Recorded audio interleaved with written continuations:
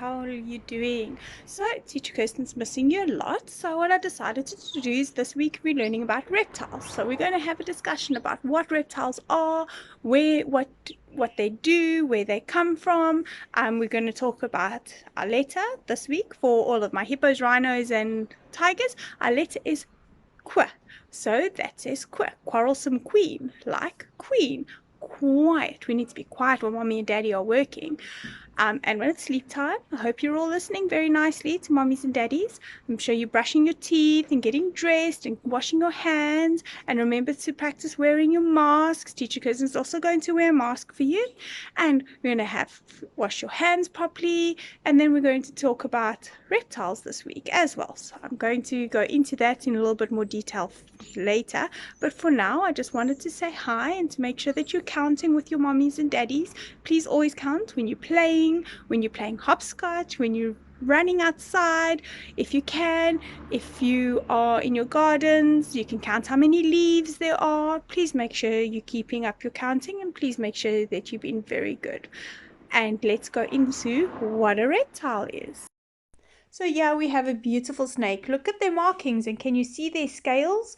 They're beautiful, aren't they? As I said, snakes have scales and they're very cold to the touch, but they can be very pretty, and we often want to touch them, but we must never ever touch a snake, ever. Not.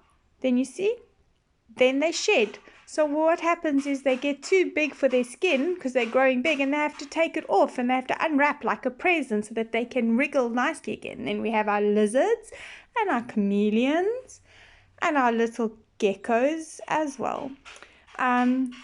They too need to shed skin, so there's some lizards also shedding out.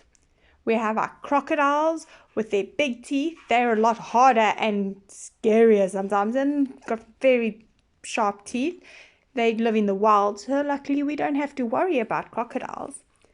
We have our tortoises that live in their shells and take their homes with them. And an interesting fact about a tortoise is that they also, if you count the rings on their shell, that's how old they are.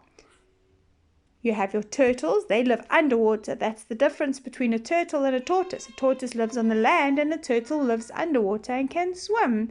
And you get all different kinds of turtles too. Yeah, you have a little lizard hatching out of an egg. And we have our snakes hatching out of eggs too. Isn't that precious?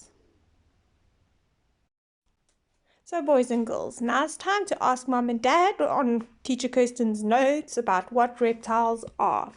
Bye!